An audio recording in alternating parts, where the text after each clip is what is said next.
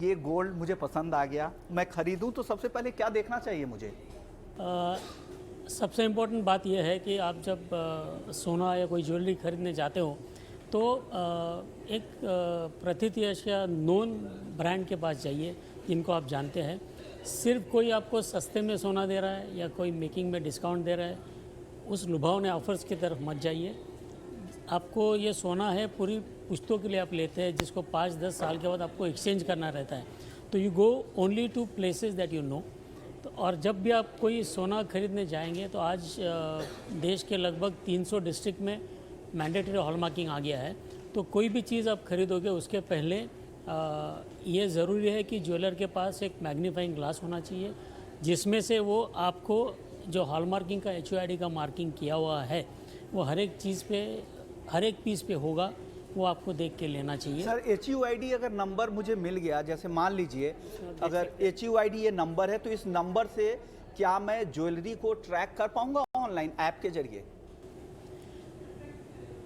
इसमें जो 6 डिजिट का नंबर रहता है अल्फा न्यूमेरिक, जी जो BIS का जो ऐप है जी, उसमें आप जाके ये नंबर डालेंगे तो उसमें आपको ये पता चलता है कि ये जेन्युइन नंबर है और इसमें ये पीस कब हॉलमार्क किया हुआ है और इसका प्योरिटी क्या है। ओके। तो ये नंबर देख के आप पता कर सकते हैं कि ये 22 कैरेट का था, 20 कैरेट का था, 23 कैरेट का था, और ये कौन सी डेट में कौन सी सेंटर में इसको हॉलमार्क किया गया है और ये जेन्युइन है कि नहीं। ओके, ये पीस का नंबर देख के आप पता कर सकते हैं कि ये जेन्युइन है कि नहीं। ओके, यानी HUID नंबर से पूरा ट्रैक हो जाएगा। एक तरह से पूरी डिटेल ऑनलाइन सॉफ्टवेयर के जरिए आपकी जमा हो जाएगी।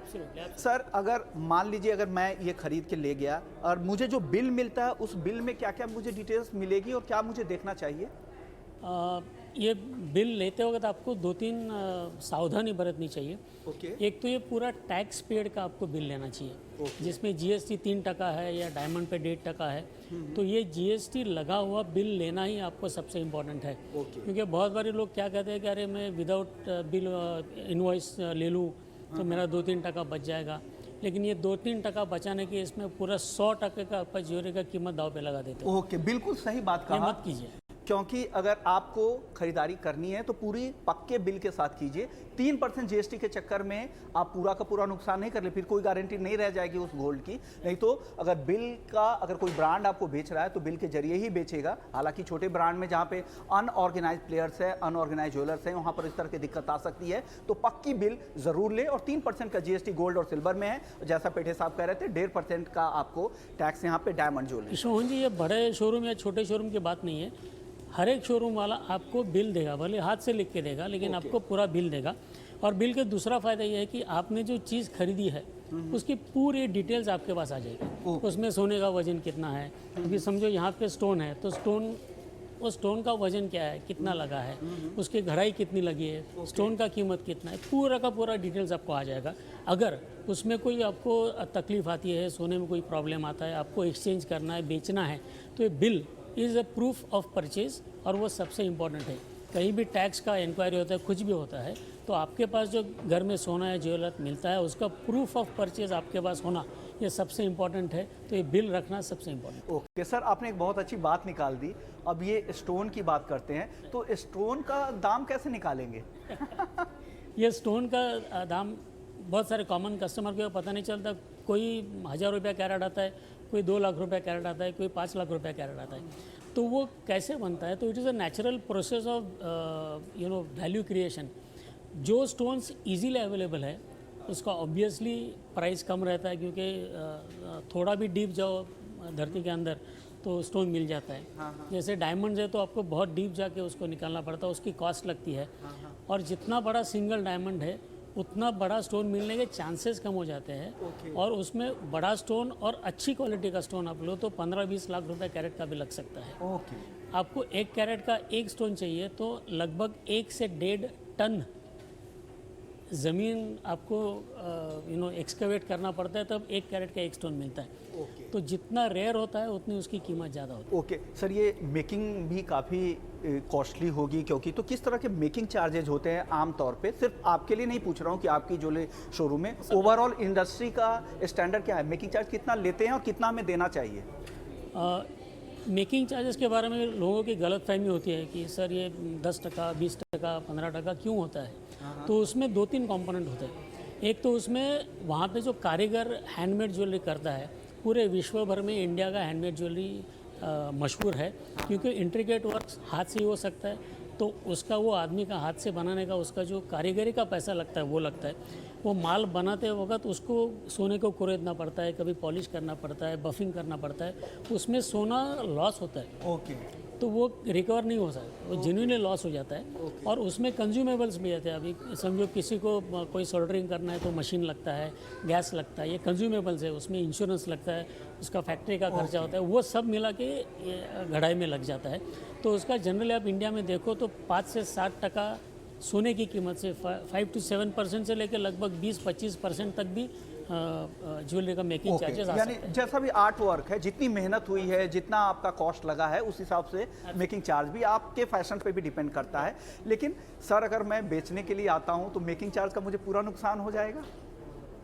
राइट, क्योंकि आपके लिए स्पेसिफिकली बना हुआ ज्वेलरी होता है, आप एक बार यूज़ कर लेते हो, उसमें थोड़ा वेस्टेज होता है, डैमेज भी हो जाता है। तो कोई भी ज्वेलर के पास आपका ज्वेलरी वापस देते हो तो ये उसका ड्यूटी होता है कि किसी ने यूज़ किया हुआ ज्वेलरी किसी और को नहीं बेचे। ओके, यानी मेकिंग चार्ज वो उसको रिफाइन करके प्योर सोना करके फिर उससे नया सोना बनाता है, तो उसका मेकिंग चार्जेस उसको भी नहीं मिलता, तो लाजमी आपको भी नहीं मिलता। कुल मिला के मैं ग्राहकों के लिए आपसे बोलना चाहूँगा, ज्वेलर्स के हिसाब से नहीं, अगर आप मेकिंग चार्ज जितना कम से कम आप खर्च करें तो आपके लिए ज़्यादा बेहतर होगा, क्योंकि अब सोना जितना ज़्यादा आपके पास रहेगा, सोने की वैल्यू उतनी ज़्यादा, रीसेल वैल्यू उतनी ज़्यादा मिलेगी। सर आमतौर पे ज्वेलरी 22 कैरेट की काफ़ी लोकप्रिय है, हम लोग ज़्यादातर घर में जो खरीदते हैं 22 कैरेट, छोटे शहरों में 14, 18 ये भी बनती है। 24 कैरेट को लेकर भी काफ़ी मिसकॉन्सेप्शन है, उनको लगता है कि ये मोल्ड वगैरह हो जाएगा, कुछ मिक्स करना ज़रूरी होता है। तो किस तरह की ज्वेलरी ज़्यादातर बनती है हमारे यहाँ भारत में? क्या 22 कैरेट या 18 कैरेट क्यों बनती है सर? प्योर गोल्ड की जो ज्वेलरी है वो मैक्सिमम 22 कैरेट में बनती है, 916 प्योरिटी में। लेकिन पूरे देश भर में अगर देखेंगे तो आप यूपी या मध्य प्रदेश साइड में वहाँ पे 20 कैरेट का माल भी बिकता है। ओके। और महाराष्ट्र, वेस्टर्न इंडिया में अगर आप देखते हो तो 23 और 24 कैरेट ये भी अच्छी खासी बिकती है। सर 24 कैरेट में भी बिकते हैं। सर 24 कैरेट में होता क्या है कि शेप चेंज हो जाती है ज्वेलरी की, तो ये इस तरह की दिक्कत होती है? आपको तो अनुभव होगा। 24 कैरेट की हमें ऐसा लगता है कि टेक्नोलॉजी के हिसाब से 24 कैरेट में बन सकता है, लेकिन ये गलत फहमी है। 24 कैरेट में महाराष्ट्र में एक चिताक करके एक नेक पीस आता है, ओके। वो 200-400 साल से बन रहा है। ओके। और वो हर एक शादी में लड़की को पिता उसको चिताक देता है अपनी हैसियत के हिसाब से, तो it's a part of the tradition. Okay, यानी 24 कैरेट की भी ज्वेलरी बनती है। लेकिन सर अब एक और सवाल होगा, मैं हाल में एक इंटरव्यू भी करके आया हूँ, तो वहाँ पर वो कह रहे थे कि जिसमें स्टोन्स वर्क वगैरह ज़्यादा हो वहाँ पर कैरेट को कम रखा जाता है ताकि इससे शेप चेंज ना हो, तो हम 18 कैरेट में ज़्यादातर आर्ट वर्क कर पाते हैं। ऐसा सही है क्या? क्योंकि 24 कैरेट में पूरा 99.9% सोना रहता है। आप जैसे कैरेटेज नीचे लाओगे तो उसमें एडिशनल मेटल ऐड किया जाता है। कौन से मेटल ऐड होते हैं सर आमतौर पे? कॉपर और सिल्वर मेजरली ऐड होता है। ओके, 22 कैरेट में कितना कॉपर और सिल्वर ऐड होता होगा? कॉपर सिल्वर मिला के लगभग आपको 8.4% आता है। ओके, 8.4% आपको कॉपर और सिल्वर का मिक्सिंग रहेगा और 91.66% ओके, यानी 22 कैरेट का हिसाब आपने समझ लिया। इसी हिसाब से जब 18 कैरेट जितना मिक्स होता है उतना वो सोने का जो एलॉय बनता है वो उतना स्ट्रांग रहता है। जैसे आप डायमंड खरीदोगे तो डायमंड उसमें सेटिंग होता है, तो थोड़ा भी धक्का लगने से डायमंड गिरना नहीं चाहिए। तो वो प्रॉन्ग्स या जो दागिना होता है वो सॉलिड होना ज़रूरी है, स्ट्रांग होना ज़रूरी है, इसलिए 18 कैरेट में बनता है, 14 कैरेट में बनता है, इंटरनेशनली 9 और 12 कैरेट में भी बनता है। ओके, यानी स्ट्रॉन्ग मजबूती देने के लिए इस तरह की मिक्सिंग की जाती है, लेकिन जितनी आपके मिक्सिंग होगी उस हिसाब से ही आपको पैसे लगने हैं, कि गोल्ड के पैसे तो वही जाएंगे। सर अब रीसेल वैल्यू में चांदी की भी बात कर लेते हैं। चांदी छोटे शहरों में बहुत ज़्यादा खरीदारी होती है और आपके एसोसिएशन को भी आप यहाँ पर रिप्रेजेंट कर रहे हैं, वहाँ पर भी खूब बिक्री हो रही होगी छोटे शहरों में। तो चांदी को लेकर लेकिन एक काफ़ी दिक्कतें हैं। अब जब बिक्री करने के लिए जाते हैं तो वहाँ पर चांदी को रीसेल वैल्यू उस तरह की नहीं मिलती। 60, मेरी मम्मी बता रही थी कि एक बार वो 40% तक कट करके देते हैं चांदी की वैल्यू में। तो क्या दिक्कत है? जितना सोने के मैन्युफैक्चरिंग में थोड़ा रिफाइनमेंट आया है उतना अभी तक चांदी के बर्तनों में और जो चीज़ें बनती है उसमें अभी तक नहीं आया है, वो इवॉल्व हो रहा है। तो उसमें चांदी क्योंकि वो सॉफ्ट मेटल है, उसमें मिक्सिंग थोड़ा ज़्यादा करना पड़ता है अगर इंट्रिकेट कुछ आपको बनाना है तो। लेकिन अभी धीरे धीरे चांदी में भी हॉलमार्किंग शुरू हो गया है और मुझे लगता है आगे 2-3 सालों में जैसे सोने में मैंडेटरी आ गया वैसे सिल्वर में भी आ सकता है। उसमें भी 75% चांदी का ज्वेलरी हो या बर्तन बनते हैं, इंट्रिकेट सिल्वर वेयर बनता है और 92%, 92.5% का भी आता है।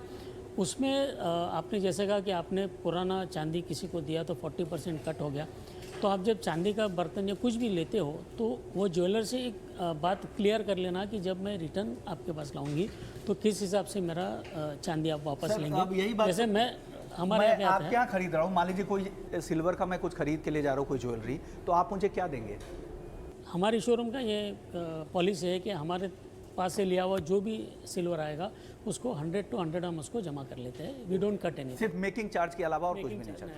आपका समझो 5 किलो का पुराना कुछ है तो हम उसको आपको 5 किलो का क्रेडिट दे देते हैं, आप जो नया चीज़ लेना है ले सकते ओके, यानी जब बड़े ब्रांड या बड़े स्टोर्स वगैरह से खरीदते हैं ऑर्गेनाइज प्लेयर से, तो आपको पूरा का पूरा वहाँ पर मिल जाता है और यहाँ पे प्योरिटी की भी चिंता नहीं है क्योंकि हॉलमार्क चांदी भी आप लोग बेच रहे हैं। सर, क्वाइन बहुत लोग खरीद रहे हैं फेस्टिव सीजन में, हालांकि मैं जानता हूँ कि बड़े मार्जिन वाले बिजनेस नहीं होता तो ज्वेलर्स बहुत ज़्यादा प्रमोट नहीं करते हैं, लेकिन सर कैसे पहचाने कि ये शुद्ध है? क्या टेम्पर प्रूफ वगैरह ही सारे ज्वेलर्स बेचते हैं? आमतौर पे सिल्वर कॉइन भी या बार भी या गोल्ड कॉइन भी? कि यहाँ पे चांदी में भी पूरी शुद्धता का ख्याल रखा गया है। ये हॉलमार्क बार है, ये हॉलमार्क नहीं, हॉलमार्क मिल सकता है। ओके, हॉलमार्क वाला यहाँ पे मिल सकता है और 99.9% प्योरिटी वाली चांदी यहाँ पर है। और इस तरह के क्वाइन भी आपको यहाँ पर गणेश जी और लक्ष्मी जी की मूर्ति वाली जो आमतौर पे पूजा में खरीदे जाते हैं। और सोने में हमारा देखिए गोल्ड का बार है जो इनके खुद के ब्रांड है। यहाँ पर देखिए 25 ग्राम का 99.5% यानी 24 कैरेट की प्योरिटी वाला ये गोल्ड का बार है जो खरीदने जाएंगे। तो यहाँ पर सर मेकिंग चार्ज कितना होता होगा गोल्ड कॉइन को लेकर? इसमें पर पीस का होता है, इसमें ग्राम पर नहीं होता है। 100 रुपया, 200 रुपया, 250 रुपया, डिपेंडिंग ऑन कौन सा डिनोमिनेशन का है। अगर कोई यहाँ पे बार कोई खरीद रहे हैं कस्टमर तो उनको कितना मेकिंग चार्ज देना होगा? मेरे हिसाब से पूरा पीस मिला के 500 रुपया लगता है। ओके, यानी 500 रुपये एक्स्ट्रा देना पड़ेगा 10-20 ग्राम और प्लस आपको वजन के हिसाब से जो भी इसका होगा ये तो हमें टेम्पर प्रूफ है, इसको कोई कुछ नहीं करे, सील होके आता है। ओके, यानी सील होके आता है। तो जब भी आप कोई बार या कॉइन खरीद रहे हैं तो देखिए कि टेम्पर प्रूफ है कि नहीं। तो इस तरह से आप प्योरिटी और रीसेल वैल्यू के हिसाब से आपके लिए एक बेहतर प्रोडक्ट यहाँ पर आपको मिल पाएगा। सर, अब गोल्ड कॉइन, बार, सिल्वर सबकी बात हो गई, अब डायमंड की बात कर लेते हैं। सर, डायमंड को लेकर अब 2 तरह के ट्रेंड चल रहे हैं कुछ सालों से। लैब ग्रोन डायमंड भी खूब चल रहा है मार्केट में और नेचुरल डायमंड भी बिक रहा है। सर, अब आप लैब ग्रोन तो बेचते नहीं हैं, आप नेचुरल डायमंड बेचते हैं। मैं 1 लाख का अगर लैब डायमंड कहीं से खरीदता हूँ और 1 लाख रुपए का नेचुरल डायमंड भी खरीद कर जाता हूँ, रीसेल वैल्यू क्या मिलेगी दोनों में? आप अगर नेचुरल डायमंड का गिनते हो तो आपको अगर उसी ज्वेलर के पास आप जाते हो तो एनी टाइम आपको 90 to 95% रीसेल मिलेगा। ओके, जो भी मार्केट वैल्यू होगा उस हिसाब से आपको मिल जाएगा। उसने वो ज्वेलर के पास उसने 100 रुपये में आपको बेचा होगा तो आपसे वो 90 रुपये में कभी भी वापस ले लेगा। ओके, ये जनरल पॉलिसी है, हर एक ज्वेलर का अलग हो सकता है। बढ़ी वो फायदा नहीं होता डायमंड में? डायमंड में अगर बहुत ज़्यादा फ़र्क हो गया तो वो ज्वेलर आपको उतना बेनिफिट भी देता है कि 100 रुपये में आपने लिया उसका 150 रुपया हो गया तो उसका भी आपको एडिशनल बेनिफिट डेफिनेटली देगा। उसकी सेलिंग प्राइस के हिसाब से वो थोड़ा कम करके आपसे ले सकते हैं। ओके, यानी कुल मिलाकर आप डायमंड जब भी खरीदने से तो नेचुरल डायमंड आमतौर पे 50 से 70% तक महंगे रहते हैं लैब ग्रोन डायमंड के, इसलिए वहाँ की रीसेल वैल्यू भी काफ़ी ज़्यादा है और लैब ग्रोन डायमंड की रीसेल वैल्यू कम होती है। सर, अब प्राइस पॉइंट पर आते हैं। सर, उसके पहले मैं कहना चाहूँगा कि आप कोई भी डायमंड लो, मेक श्योर कि आप वो सर्टिफाइड डायमंड लेते हो। ओके, बिना सर्टिफिकेट के नहीं? कौन कौन से सर्टिफिकेट लें सर? जो इंटरनेशनली रिकॉग्नाइज इंडिपेंडेंट लैब्स है जिसमें किसी भी ज्वेलर का कोई कंट्रोल नहीं रहता, इंडिपेंडेंट लैब्स है वो सर्टिफाई करते हैं। उसकी इम्पोर्टेंट मैं बता दूं कि आप जो पीस ले रहे हैं उसमें लैब ग्रोन डायमंड लगा हुआ है, मोजोनाइट लगा हुआ है कि रियल नेचुरल डायमंड लगा हुआ है या उस पर ट्रीटमेंट किया हुआ है, वो सब वो सर्टिफिकेट में लिखा होगा। और सिर्फ सर्टिफिकेट मुझे मिला इसमें खुश मत होना, वो सर्टिफिकेट पढ़िए बहुत बड़े लोग मुझे सर्टिफिकेट मिल गया लेकिन सर्टिफिकेट में क्या लिखा है वो नहीं पढ़ते। तो वो पढ़िए और get yourself educated. Okay sir, अब तमाम तरह के अब प्योरिटी की बात हो गई, हॉल मार्किंग की बात हो गई, कैसे खरीदे, बिल कैसे चेक करें, गोल्ड सिल्वर डायमंड सब की बात हो गई। अब प्राइस पॉइंट पर आते हैं, क्या लग रहा है सर इस फेस्टिव सीजन आपको लग रहा है कि बेहतर प्राइस है? कोरोना के टाइम में आप सभी ने देखा है 56-57 तक प्राइसेस गई थी, अभी लगभग 50-51,000 के रेंज में है। तो मुझे लगता है कि जो एंड कंज्यूमर है उनके मन में 50,000 का एक बेस प्राइस बन गया है ओके, कि यहाँ तक कंफर्ट लेवल है। वो अपने मन में उन्होंने एक टेक्निकल लेवल ले लिया है। उसके अगर नीचे जाता है तो उनको लगता है राइट प्राइस है टू बाय। तो 50 के आसपास रेंज है, तो ये दिवाली मुझे लगता है कि अच्छी होगी। और बारिश भी पूरे इंडिया में अच्छी रही, जो मुझे रिपोर्ट आ रहे हैं देश भर से। तो बारिश अच्छे होने के कारण, फसल अच्छी होने के कारण लोगों का रुझान और इंटीरियर्स में एग्रीकल्चर इनकम जो होता है वो मैक्सिमम सोने में चला जाता है। सही बात। तो गोल्ड और ज्वेलरी का डिमांड ये दिवाली और उसके बाद शादी का पूरा सीज़न है। तो आगे के 2-3 महीने तो मैं अच्छे देख रहा हूँ। ओके, यानी बेहतर लग रहा है कि जो फेस्टिव सीजन है इस बार काफ़ी बेहतर रहने वाली है। और जैसे इन्होंने बताया कि शॉपिंग से पहले आपको किस तरह की सावधानी बरतनी है, तमाम चीज़ों को परखें, शुद्धता से लेकर बिल की जांच करें और उनसे पूरा पक्की बिल ले, ये तमाम चीज़ों का ध्यान रखें और फिर आप शॉपिंग करें।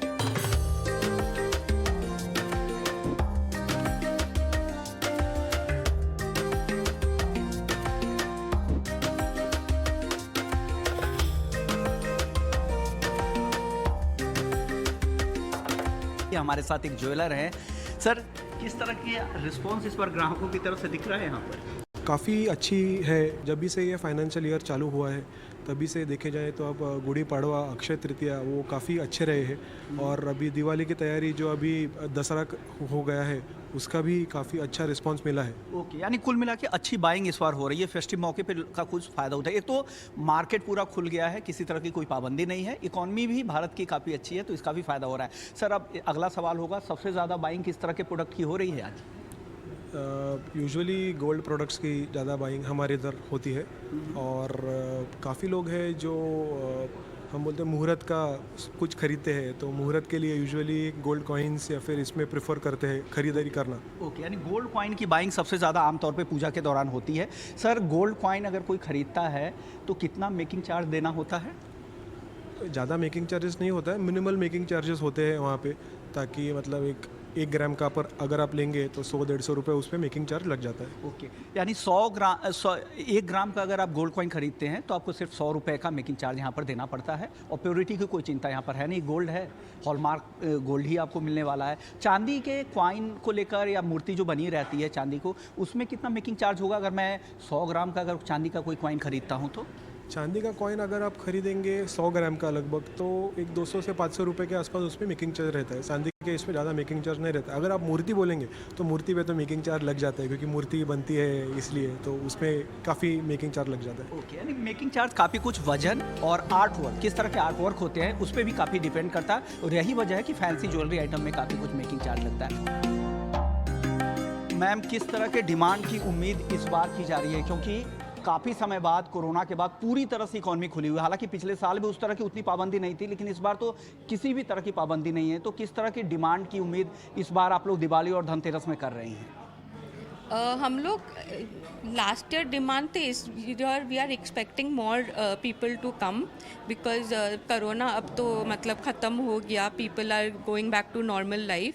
सो येस, तो वो सोशल डिस्टेंसिंग जो सब डर था वो तो चला गया। Last year we saw lot of digital buying and phygital, मतलब ओवर स्टोर से ही वीडियो कॉलिंग करके, but now we expect that physically लोग यहाँ पे आएंगे स्टोर में एंड अच्छा रिस्पॉन्स होना चाहिए। ओके, यानी एक कल्चर अब एक नया ये भी आया है कोरोना के दौर में, फिजिटल, यानी पहले वो डिजिटली वो उसे देखते हैं या वीडियो कॉल के जरिए वो प्रोडक्ट देखते हैं, फिर लेने के लिए आते हैं या फिर ऑनलाइन ऑर्डर करते हैं। चलिए मैम, अब प्रोडक्ट की बात कर लेते हैं। प्रोडक्ट में प्योरिटी सबसे बड़ी चिंता है। हालांकि हॉल मार्किंग देश के ज़्यादातर जिलों में अब लागू भी हो चुका है और आप सेनको में तो उस तरह की दिक्कत नहीं होगी। अगर मैं गोल्ड खरीदने जा रहा हूँ, मान लीजिए अगर कोई भी प्रोडक्ट, मान लीजिए ये प्रोडक्ट है हमारे पास, अगर मैं खरीदने जाता हूँ तो क्या देखूँ कि ये प्योर है? कैसे मैं समझूँ कि ये प्योर सोना है?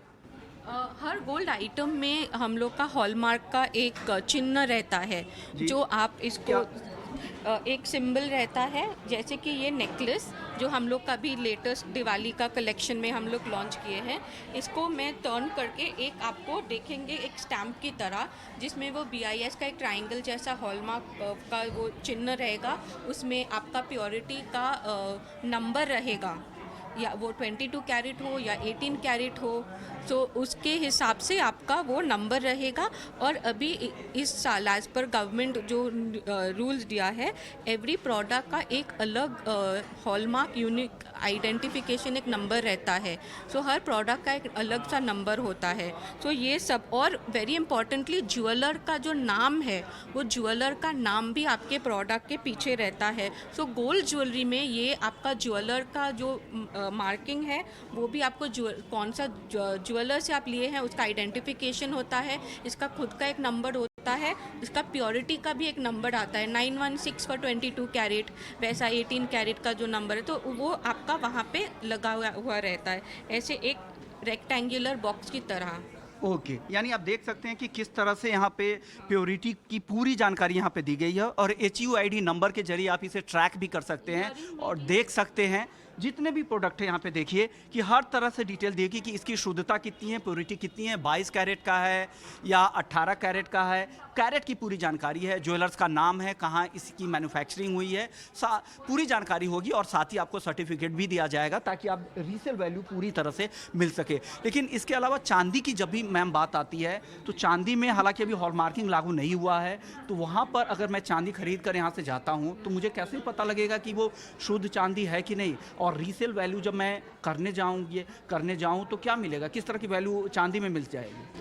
तो हम लोग सेंको गोल्ड एंड डायमंड्स में हम लोग अगर हम लोग का जो सिल्वर यूटेंसिल्स होते हैं, प्लेट हो या बाटी हो या जो भी हम लोग भगवान जी का मूर्ति, हम लोग उसके पीछे उसका वो प्योरिटी लिख के देते हैं, वो हॉलमार्क जैसा है। ओके, तो क्या अगर मैं बेचने जाऊं तो क्या उतना दाम मिलेगा? अगर मैंने 916 का लिया तो 22 कैरेट चांदी के भाव मुझे मिल जाएंगे? सो 92.5 जो हम लोग बेचते हैं सिल्वर का, तो उसमें जब आप एक्सचेंज करते हो या रीसेल करते हो, तो उस दिन का जो वैल्यू है वो आपको जो एक सेल प्राइस होता है, एक बाइंग प्राइस होता है, उस दिन के हिसाब से जो होगा वो आपको मिल जाएगा। ओके, अब चांदी की बात हो गई। जब बड़े ब्रांड की दिक्कत होती है, हालांकि ये लोग प्योरिटी के हिसाब से चांदी भी बेचते तो हैं, लेकिन अनऑर्गेनाइज प्लेयर्स में दिक्कत होती है। जब खरीदते हैं तो रीसेल वैल्यू उस तरह की नहीं मिल पाती है। लेकिन चलिए अब बात कर लेते हैं डायमंड की। डायमंड को लेकर भी आजकल एक तो लैब ग्रोन डायमंड भी बन रहे हैं, दूसरी तरफ नेचुरल डायमंड। हालांकि सेनको में सिर्फ नेचुरल डायमंड ही बेचने जाते हैं। मैम, आजकल लैब डायमंड के बारे में हमने बात किया था, वहाँ पर कह रहे हैं कि लैब डायमंड का रीसेल वैल्यू नहीं है, लेकिन आप सिर्फ नेचुरल डायमंड बेचती हैं। मैं नेचुरल डायमंड अगर आपके यहाँ से आज खरीद कर लेके जाता हूँ, 1 साल बाद आता हूँ, अगर 1 लाख का मैंने डायमंड खरीदा और अगले साल 1 साल बाद आ रहा हूँ, तो मुझे क्या भाव मिलेगा? तो जैसे कि हम लोग का गोल्ड में मैंने आपको बताया, सिल्वर में मैंने आपको बताया उस दिन के जो भाव है, वैसे डायमंड का भी होता है, हम लोग का एक्सचेंज भी होता है, रीसेल वैल्यू भी आपको मिलेगा, और उसके साथ डायमंड में हम लोग सर्टिफिकेशन देते हैं। सो वो सर्टिफिकेट और बिल जो है वो आप लेके आएंगे, तो फिर उस दिन का जो आपका भाव है वो आपको मिल जाएगा। ओके, यानी लैब ग्रोन डायमंड को लेकर भले ही दिक्कत हो, लेकिन नेचुरल डायमंड को लेकर आप जिस भाव में खरीदेंगे, उसके भाव, जब डायमंड के भाव जैसे रहेंगे मार्केट में, उस भाव के हिसाब से जब बेचने आएंगे वही भाव मिलेगा। हालांकि मेकिंग चार्ज आपका सिर्फ आपको यहाँ पर नुकसान होगा।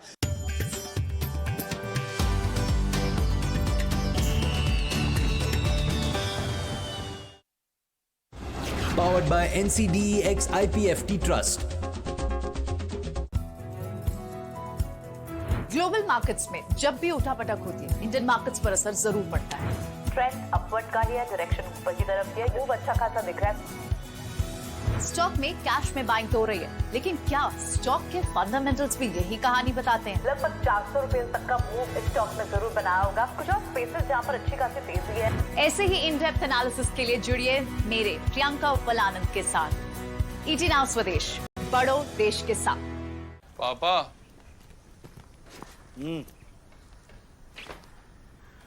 सोच रहा हूँ एक गाड़ी ले ही लूं। हाँ तो ले ले, और सेकंड हैंड लेना, सस्ती मिल जाएगी। सेकंड